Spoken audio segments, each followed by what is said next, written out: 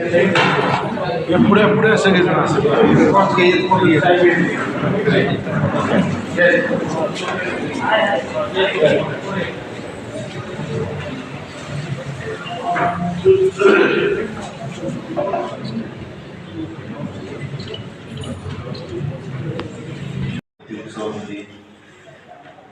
पंचायत समितीचे अधिकारी, या पंचायत समितीचे आपण सर्व कर्मचारी, अधिकारी, बंधू आणि भगिनी आज दादांच्या जयंतीमध्ये उपस्थित आहात.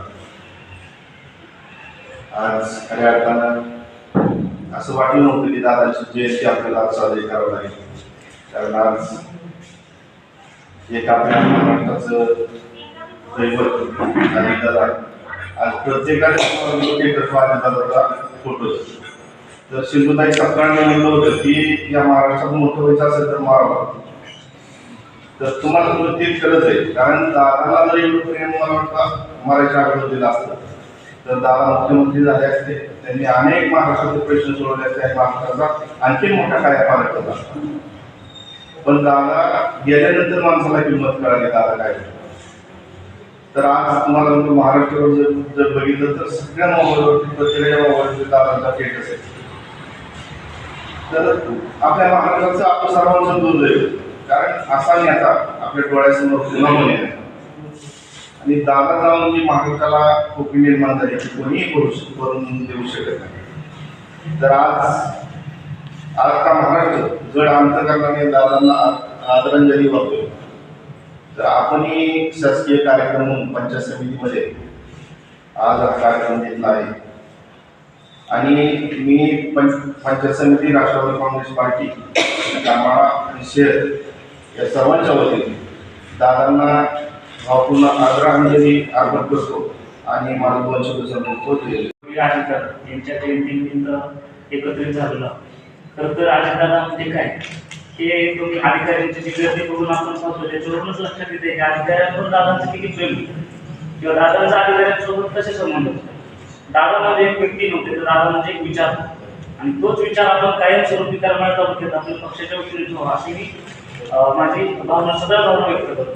आज दादा असल्याचं खरंच खूप वाईट वाटतंय मला, पण त्यापूर्वी वाईट असं वाटतंय की महाराष्ट्रातल्या अनेक कार्यकर्त्यांच्या जीवनात उजाळा येणाऱ्या माणसाची जयंती आज कर्नाटक पंचायत समितीमध्ये अंधारात साजरी करतो.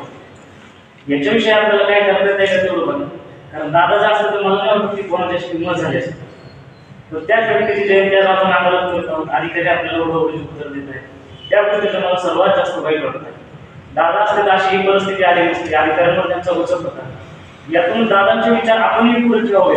दादांचे विचार डगमगता कामा नयेत, अधिकाऱ्यांकडून तुम्हाला अशी उत्तर मिळता कामा नये, प्रशासनाकडून अशी उत्तर मिळता कामा नये. मी फक्त एवढीच इच्छा व्यक्त करतो की जसे दादांचे विचार होते ते सर्व पक्षीय होते, ते कुठल्याही एका पक्षाचे नव्हते. ते सर्व पक्षीय असल्यामुळे आज तुम्ही सर्वांचे स्टेटस बघायला भेटतात, कारण तो एक व्यक्ती नव्हतो, ते एक विचार होते. विचाराचे स्टेटस हे आजारावर असतात, व्यक्तीचे स्टेटस हे काळावर होत असतात. असे म्हणून मी माझे आभार व्यक्त करतो. दादाच्या जयंतीला आपण जे साजरे केले पंचायत समितीमध्ये त्याबद्दल प्रशासनाचे आभार व्यक्त करतो, अभिवादन करतो. खरं तर 28 जानेवारी 2026ची ती सकाळ कुणीही विसरू शकत नाही या महाराष्ट्राच्या राजकारणात आणि समाजकारणामध्ये. मला वाटते 8:30 पाऊणची वेळ होती आणि मी घरी होतो आणि घरी अचानक मोबाईलवर ती बातमी झळकली की दादांचा ॲक्सिडेंट झालेला आहे. आणि बातम्या एवढ्या फास्ट फिरत होत्या की थोड्या वेळाने अशी बातमी आली की दादा या म्हणजे आनंदात विलीन झालेले आहेत. अजितदादा म्हणजे आता काळे साहेबांनी सांगितलं तशी व्यक्ती नसून ते एक विचार होता, आणि तो विचार एवढा मोठा होता की चांद्यापासून बांध्यापर्यंत एक कार्यकर्त्यांची समाजाची नाळ जोडणारे व्यक्तिमत्व होतं. याच्या अगोदर मोहोळमध्ये काम करत असताना दादांसोबतचा एक प्रसंग मला आठवतो. स्वच्छ शाळा सुंदर शाळा या अभियानामध्ये सोलापूर जिल्ह्यातील काही शाळांना बक्षीस वितरणाचा कार्यक्रम होता आणि त्यावेळेस कोरोना होता. कोरोना असल्यामुळं असा सार्वजनिक राज्यस्तरीय कार्यक्रम झाला नव्हता. तर तो बक्षीस वितरणाचा कार्यक्रम मुंबईला त्या ठिकाणी शाळेच्या मुख्याध्यापकाला देण्यात आलेला होता. तसाच एक बक्षीस वितरणाचा कार्यक्रम पापडी तालुका मुंबई या शाळेला जिल्हास्तरीय पुरस्कार भेटला होता. आणि त्यावेळेस तिथले शाळा व्यवस्थापन समिती आणि पदाधिकाऱ्यांनी दादांना विनंती केली की दादा तुम्ही पापडीची शाळा बघायला घ्या.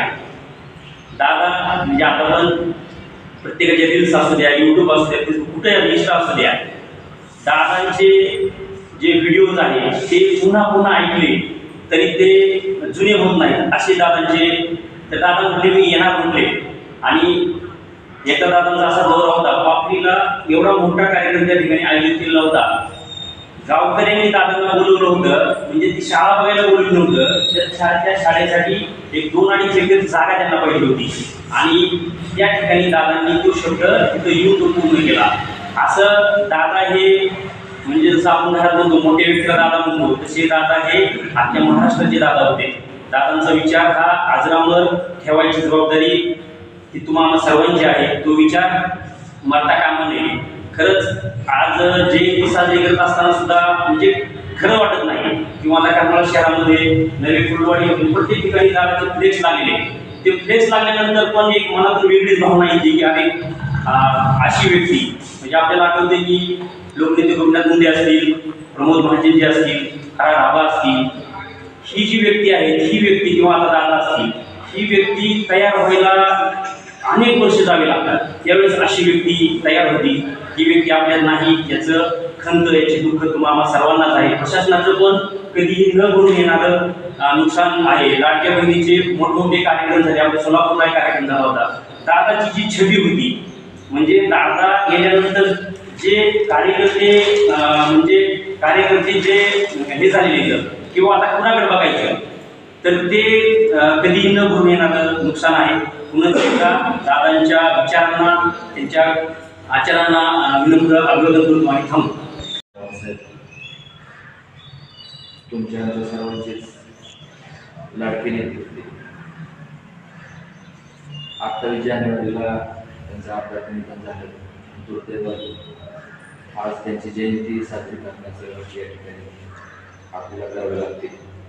या कार्यक्रमाला उपस्थित असलेले पंचायत समितीचे सन्माननीय सूर्यवंशी साहेब, सभापती, सर्व त्यांच्या समितीत असलेले युवक राष्ट्रवादी काँग्रेसचे आमचे आयुष्याचे आवाड चालू होतो. जे गावोगावी प्रत्येक ठिकाणी हा कार्यक्रम पक्षातर्फे संघटनातर्फे साजरा होतोच आहे.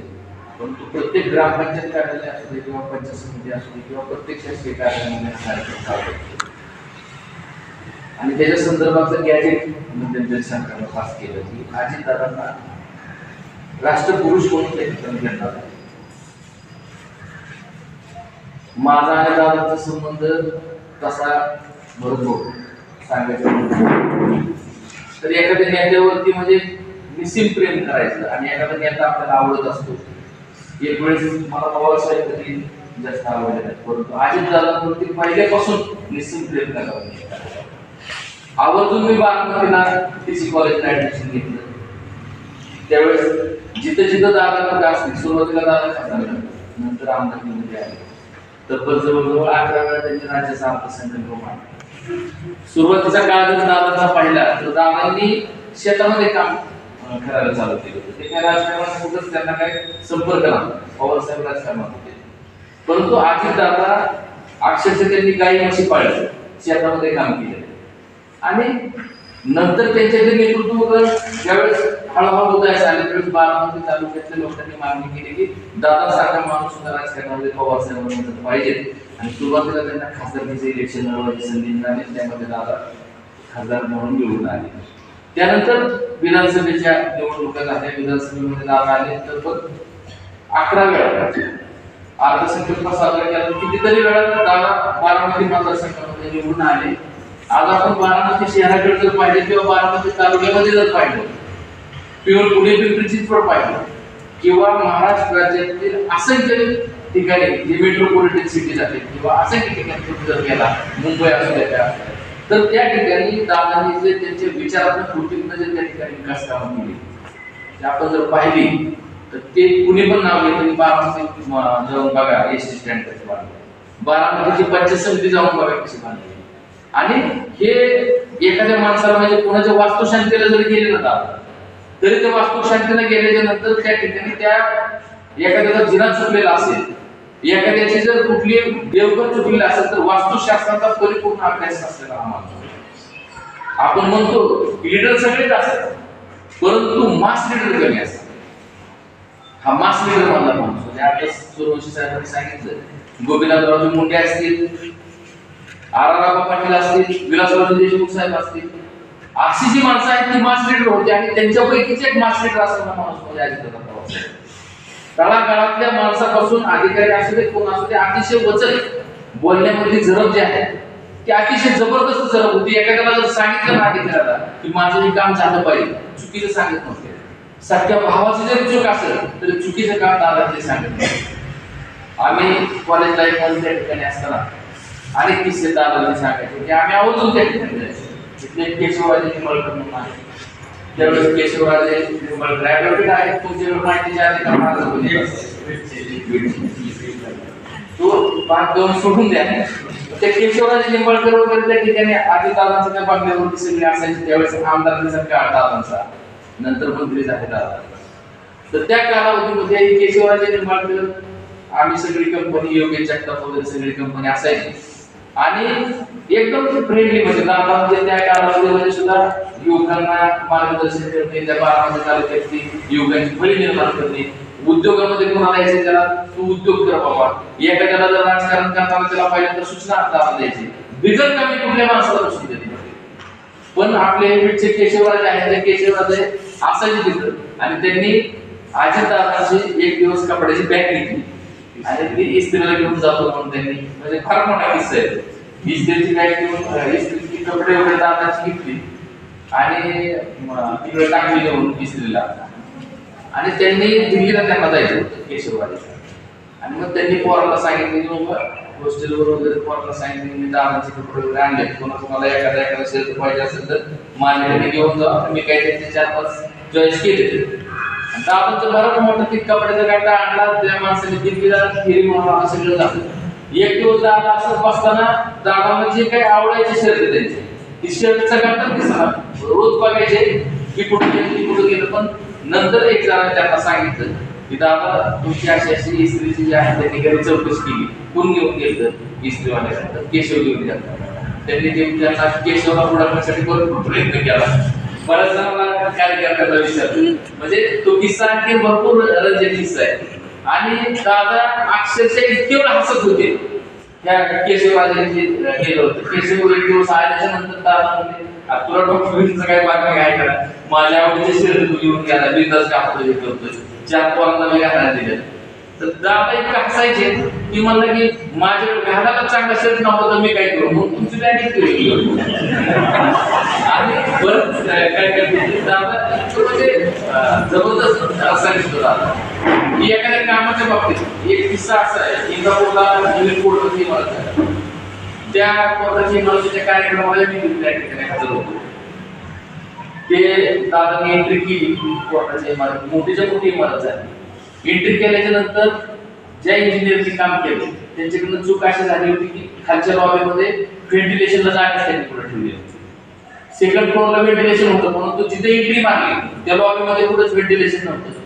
दादाने सगळे फिरून बघितलं. स्टेजवर आल्याच्या नंतर ते इंजिनियर कोण आहेत म्हणजे त्यांना बोलून इंजिनियरला कार्यक्रम चालू व्हायच्या अगोदरच इंजिनियरला बोलून घेतलं. म्हणजे तिथं व्हेंटिलेशन कसं काय ठेवलं, तुझ्या स्ट्रक्चर मध्ये व्हेंटिलेशन नव्हतं का, आणि त्याला म्हणले तुला ज्यादा वाढीव पैसे देतो, काय पाठकाम करायचं ते करून घे, ज्यादा पैसे वाढवून मंजूर करतो, पण तिथं व्हेंटिलेशन पाहिजे. इथं पक्षीकार लोक येतात, ग्रामीण भागातली माणसं येतात, इथं वकील लोक मोठी मोठी या इमारतीत येणार. आणि जर त्याला व्हेंटिलेशन व्यवस्थित नसेल तर काय उपयोग येते इमारतीची, एवढी मोठी कोट्यवधीची इमारत बांधून. तिथं परिसरामध्ये झाडं दिसत नाही, तिथं मला पुढच्या वेळेस आल्याच्या नंतर झाडं दिसली पाहिजे. आणि अशा प्रकारे बारीक बारीक लक्ष त्यांचं दादाचं असायचं. इंजिनिअरिंग कॉलेजला एकदा पीसीआर झँडर साहेब येणार होते आणि त्या आले झँडर साहेबांच्या कार्यक्रमाच्या निमित्तानं इंजिनिअरिंग कॉलेजचं बांधकाम पूर्ण झालं होतं, कलरचं काम चालू होतं. इतकं बारीक लक्ष की मला जो कलर पाहिजे त्याची शेड पाहिजे, ती शेड ते इमारतीला पाहिजे म्हणून त्यांनी कलरचा कॉन्ट्रॅक्टर जो नेमला होता त्याचं काम संपत आलं होतं. 4-5 दिवसांनी आता कार्यक्रम होणार होते आणि दादाची नेमकी एंट्री झाली. दादा तिथे गेलेल्या कलरवाल्याला कलर बघितलं, त्यांना शेड पाहिजे होती, शेड त्या इमारतीवर नव्हती. दादाने त्या कॉन्ट्रॅक्टरला सगळे लोक खाली उतरायला लागले. त्याला इतकं झापझाप घातलं की मला 4 दिवसात काही कर, मी माझे शेड बदलून पाहिजे, तुला काही पैसे दिले नाही ते आम्ही, तुझं हे काम चुकीचं करू नको, मला 4 दिवसात काय करतो. म्हणजे दादाने ते शेड कलर सगळं बदलून घेतलं कार्यक्रमाच्या अगोदर. एखादा विद्यार्थी जर विद्याप्रतिष्ठानचा, मी लॉ कॉलेजला विद्या प्रतिष्ठान, आणि तिथे विद्यार्थी जर आपल्या माणूस सरच होती प्राचार्य, जर एखादा विद्यार्थी असा फुटपाथ वरून न चालता, असे फुटपाथ वगैरे केले, रस्त्यावर गाड्या चालतात, फुटपाथ वरून जर विद्यार्थी नाही दिसला आणि चुकून जर दादाने पुढून चालले आणि जर विद्यार्थी चुकून दादाच्या पाट्यात सापडला तर त्याची काहीच केअर नव्हती. इतकं स्ट्रिक्ट म्हणजे त्या अरुणाचल सरांना सांगायचे की माझी ही संस्था जी आहे ती इतकी पर्टिक्युलर चांगली झाली पाहिजे, विद्यार्थ्यांना इतक्या सवय चांगल्या पाहिजे. आणि सवय जर दादाची म्हणजे तर सकाळी 5 वाजता उठणार, रात्री 12-1 वाजेपर्यंत कामाची सवय त्यांना होती. आपल्या सर्वसामान्यांच्या आलेल्या फायली वगैरे असतील, शासकीय फायली असतील, त्या प्रत्येक फायलीचं वाचन करून त्याच्यावर प्रत्येक गोष्टीवर बारीक सारीक अभ्यास करून जर ते काम होत असेल तर लगेच मान दिला. आपल्या करमाळा तालुक्यामध्ये दादांच्या सहकार्यातून कुगावते शिरसोडी सरकार कुगावते शिरसोडी सरकार घेऊन दादाने 392 कोटी रुपये त्या कुलात दिले. ती काम होण्यासारखं नाही. आमचे रामदास आमचे कोकरे साहेब, दयानंद कोकरे साहेब ते त्यासाठी पळत होते आणि मी कोमरवाडीच्या आमदार कुलासाठी पळत होते. माझी फाईल, माझं डिस्टन्स कमी अंतर तिथलं, प्रेझेंटेशन वगैरे सगळं चांगलं केलं होतं, परंतु नेमकं इथं घटना वाईट घडली आणि त्या ठिकाणी कोकरे साहेबांचा तिकडचा पूल दादाने मंजूर करून दिला. तो पूल मंजूर झाल्याच्या नंतर उजनीवरती दुसरा पूल, आता एवढी मोठी कोट्यवधीची यंत्रणा सगळं त्याला मंजुरी वगैरे मिळेल का अशी साक्षरता मानत होते. आम्ही माझ्या आमदार शिंदे साहेबांना बोललो की मामा आपल्याला असं काम करायचं आवर्जून, हे काम झालं पाहिजे होतं, परंतु तिकडं मुलाला बंदी दिली याच्यानंतर दादाने सांगितली. मामा म्हणजे आपण गडकरी साहेबांकडे गेलो, मामा साहेबांकडे फाईल घेऊन गेले. गडकरी साहेबांकडे पॉझिटिव्ह निगेटिव्ह काही चर्चा झाली असते आणि त्याच्यानंतर मामा ज्यावेळेस दिल्लीवरून परत आले त्यावेळेस मामाने सांगितले की आपण दादालाच भेटू, नगोरीचे फार दादा येणार आहे, मी आवर्जून तुम्हाला बोलतो. मला मामांनी बोलवलं सकाळ नगोरीच्या फार्मतून तुळजापूरकडे जाणार होते दादा. आणि मग थोडं आनंद करण्यासाठी जेवणाचा कार्यक्रम त्या ठिकाणी होता. मी तिथं आवर्जून गेलो आणि मलाही दादाला भेटायला मिळते म्हणल्यावर फार मोठ्या आनंदात मी त्या ठिकाणी गेलो. तिथं आल्याच्या नंतर दादाने सगळी फाईल सगळी चाळली, एक जागेत वाचला शांतपणे आणि सगळे ते फाईल बघितल्याच्या नंतर म्हणजे अरे सर म्हणजे ही फाईल तू लवकर काय केलं, इतकं शॉर्ट डिस्टन्स सगळे त्यांचे अधिकारी वगैरे बोलवले. त्यांना म्हणजे ही पूल लवकर व्हायला पाहिजे. शिखर शिंगणापूर पासून डायरेक्ट मार्ग दिसतोय म्हणजे मला वाशिमकडे जाणार. शिखर शिंगणापूर पासून निघालेला माणूस दोन्ही म्हणजे सगळा नकाशी त्यांनी समोर मांडला. म्हणजे इकडे राशीचे देवीचं दर्शन घ्यायचं, इकडं कमला देवीचं दर्शन घ्यायला जाईल, तिकडं तुळजापूर पर्यंत जाईल. शॉर्ट डिस्टन्स चांगला मार्ग होईल. मग म्हणले मी ह्याला लगेच निधी टाकतो. सी जे आहे पुण्याला सार्वजनिक बांधकामला अतुल चव्हाणसाठी त्यांना लगेच फोन केला, असं लगेच तुम्हाला टाकायचं आहे, करोनी बजेट मागणीमध्ये लगेच करून घेतो म्हणून त्यांनी सांगितलं. तशा प्रकारचे कागदपत्र पण त्यांनी सगळी प्रोव्हाइड केली. गजानन पाटील म्हणून त्यांचे जे सचिव होते, गजानन पाटलांनी ती सगळं खायची पूर्तता केली. त्याच्यानंतर त्यांच्याबरोबर असणारे मुसळे साहेबांनी यांची दर्शन घेतली, मामांनी दर्शन घेतली, भरणे मामावर जबाबदारी टाकली आणि भरणे मामांना सांगितलं की इकडचं आता करमाळा तालुक्याचे आमदार माझ्या आता पडले तर आता मी काम करायची जबाबदारी तुझी. आणि म्हणून कृषी मंत्री दत्तात्रय भरणे मामांवर तो जबाबदारी टाकली आणि आज दादा नाही, परंतु कालच्या अर्थसंकल्पामध्ये त्या कोमरवाडीच्या अंगावर अभिषेक सगळ्या गोष्टी माहिती, कारण त्या खायच्या संदर्भात अभिषेक आम्ही पण बोलत होतो. त्या ठिकाणी अभिषेक सारखा एखादा सर्वसामान्य घरातला माणूस, माझ्यासारखा सर्वसामान्य घरातला माणूस, आसपास जमादार सारख्या सर्वसामान्य घरातला माणूस, बलदबावाकडे सारख्या घरातला सर्वसामान्य घरातला माणूस, इतकं दादांनी म्हणजे पर्टिक्युलर लक्षात ठेवून त्या माणसांना ज्या त्या वेळेस त्यांना त्यांच्या सानिध्यामध्ये आणून त्यांना म्हणजे अभिषेक सारख्या एका सर्वसामान्य घरातल्या माणसाला युवक राष्ट्रवादी काँग्रेसचं पद दिलं दादांनी, जिल्ह्याचे पद. म्हणजे अशी जबाबदारी टाकायची, त्याच्याकडे ती काम करून घ्यायची पद्धत दादांची होती.